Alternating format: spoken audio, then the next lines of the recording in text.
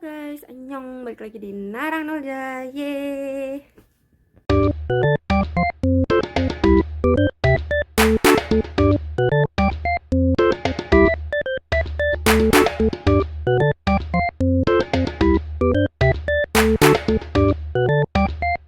Jadi guys, untuk kali ini agak berbeda ya dari biasanya. Biasanya kita sering-sering kita lagi jalan-jalan, lagi hangout kemana. Kali ini kita bakal sharing pengalaman kita terkait COVID-19 di Korea. Jadi kita punya kabar buruk guys. Temen kita, roommate aku, terkonfirmasi positif corona. Saat ini guys, corona di Korea tuh lagi tinggi-tingginya. Kemarin tercatat 90.000 kasus per hari, dimana itu kasus tertinggi selama pandemi. Jadi hal-hal yang bakal kita sharing itu gimana sih kalau misal kita di Korea terkena positif corona, dan gimana sih kayak teman-teman lingkungan sekitar kita, kayak peraturannya kayak gimana, cara apa yang harus kita lakukan kayak gimana, kita bakal sharing di sini. Buat case-nya itu, temen aku ngerasain gejala kan, terus dia memilih sendiri untuk PCR. Dan buat informasi kalian, gejala-gejala yang dialami seperti apa, langsung aja ya, habis ini temen aku bakal jelasin. Halo teman-teman semua, Assalamualaikum warahmatullahi wabarakatuh. Sekarang ini kalau pas aku rekam video ini itu hari Kamis, which is hari ketiga aku karantina. Jadi hitungannya dimulai dari saat aku dapat notis positif itu hari Selasa. Jadi Selasa, Rabu, Kamis gitu. Jadi awal mulanya aku kena corona yang sepengalaman aku yang aku rasain gitu ya. Jadi dimulai pada saat hari Jumat minggu lalu tuh. Hari Jumat minggu lalu setelah aku pulang dari kampus, aku merasa badanku gak enak. Badan yang gak enak tuh means like kayak lagi capek banget, terus habis itu kayak yang fase dimana mau sakit gitu. Jadi kayak meriang lucu aja, gimana sih kayak gitu kan. Terus kayak aku masih belum ada hard feeling tuh, kayak yang mungkin lagi kecapean aja gitu kan. Jadi abis itu terus akhirnya aku tidur, istirahat tuh aku kayak nggak tidur yang malam banget, cuman kayak yang jam 10 jam 11 tuh udah tidur gitu. Besok paginya panasnya nih udah slightly menurun ya, tapi di hari Sabtunya itu aku ngerasa tenggorokanku tuh kayak sakit banget gitu. Gimana kalau rasa abis makan gorengan kayak gitu-gitu. Nah aku ingat banget itu hari sebelumnya, hari Jumatnya itu bakal makan siangku tuh kari gitu, which is kayak yang nggak yang bakal nyelekit ke tenggorokan gitu, bukan, at least bukan gorengan kayak gitu. Akhirnya kayak ya udah aku minumin obat flu, semacam obat-obatan kayak gitu aja. Kalau kalian tahu, jadi sama di Korea nih biasanya kalau musim-musim winter kayak gini nih orang-orang pada vaksin flu kan. Nah aku juga vaksin flu gitu kan. Jadi awalnya aku nggak mengira ini corona kayak gitu loh, dan aku kira ya flu biasa gitu. Tapi setelah dipikir-pikir kok aku juga udah vaksin flu gitu kan. Oh ya udah tuh, ya udahlah, kayak aku masih belum mikir apapun, kayak saya ya udah aku minumin obat flu terus. Nah udah ke Minggu, ke Senin, tenggorokanku nggak membaik-baik juga nih. Udah aku minumin obat flu yang kayak buat berdahak kayak gitu-gitu. Nah terus akhirnya di hari Senin itu tuh puncak dari gejala yang kurasain gitu. Bener-bener kayak yang tenggorokannya nggak enak, nafsu makan nggak ada, terus kayak yang badan lemes seharian, kayak mata tuh udah sayu banget, kayak udah kayak bener-bener kayak sakit banget, orang sakit gitu. Akhirnya aku memutuskan untuk PCR di sini. Kan udah PCR tuh, terus disuruh nunggu besok pagi kan biasanya. Akhirnya udah menunggu besok pagi. Akhirnya jam 8 pagi aku dapat notis kalau aku positif. Sampai sekarang gejala yang paling parah yang ku alami itu ya itu tenggorokannya itu. Kalau demam kayak gitu-gitu aku juga sempat minum paracetamol, cuman kayak ya udah bisa turun gitu kan. Cuman si tenggorokannya ini sih yang paling main symptomsnya kalau kalau di case nya aku gitu. Tenggorokan tuh sakit banget, hidungnya buntu, jadi kayak mau nafas lewat mulut pun nggak bisa, tenggorokannya karena sakit banget kayak gitu. Jadi alhamdulillahnya dari Rabu Kamis ini nih udah mulai membaik kayak gitu. Jadi mohon doanya aja teman-teman supaya aku bisa survive karantina mandiri ini.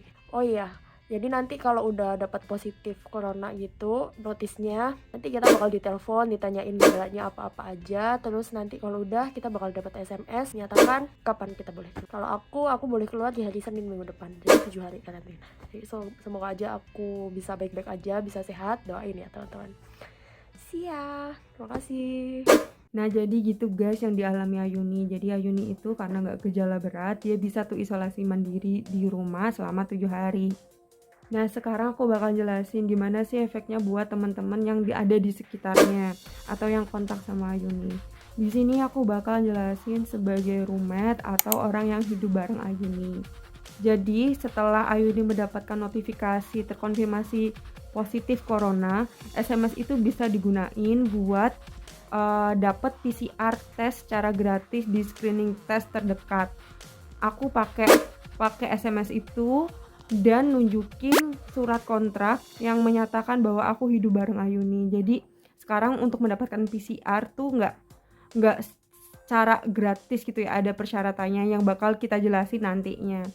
Dan setelah itu aku PCR tuh, setelah Ayuni terkonfirmasi PCR, dan aku memisahkan diri dari Ayuni. Setelah di PCR, aku mendapatkan hasil 1 hari setelahnya dan alhamdulillahnya negatif. Tapi nggak berhenti sampai situ guys. Di hari yang sama aku dapat hasil negatif PCR, aku juga dapat notifikasi dari hospital bahwasanya aku termasuk dalam manual monitoring person. Kemungkinan terbesar kenapa aku masih dalam pengawasan itu karena hasil PCR-ku yang negatif bisa jadi di beberapa hari kemudian menjadi positif gitu. Jadi ada tuh tanggal pengawasannya itu sampai tanggal 20. Itu tanggal 20 kalau nggak salah ya, itu hari dimana Ayuni juga kelar karantina. 21 Ayuni keluar, jadi disamain. Nah aku wajib PCR lagi sebelum tanggal 20, yaitu tanggal 18 atau tanggal 19. Atau kalau misal aku selama hari monitoring itu aku merasakan gejala-gejala COVID, aku bisa langsung PCR dan PCR-nya secara gratis gitu kan. Jadi ini case-nya beda dengan karantina ya. Kalau karantina kan dia beneran di rumah, nggak boleh kemana-mana, nggak boleh kontak sama siapapun. Kalau ini aku bisa keluar, bisa kerja, tapi harus ngikutin protokol kesehatan. Tuh, jadi masih boleh beraktivitas secara normal, tapi harus pakai masker di mana-mana kecuali lagi makan ataupun minum. Kurang lebihnya kayak gitu ya aku sebagai roommate atau yang hidup bareng Ayuni. Nah sekarang gimana buat orang lainnya yang kontak bareng Ayuni tapi dia bukan roommate. Jadi untuk saat ini di Quora itu ada 2 macam tes, PCR secara langsung dan antigen. Untuk orang-orang yang kontak sama Ayuni tapi bukan satu roommate, dia bakal diarahkan ke antigen. Nah seperti apa sih ntar desainnya kayak gimana, ini temanku bakal ngasih tahu, sharing. Sekarang dia lagi ada di lapangan, biar lebih detailnya lagi kita ikutin lagi ya.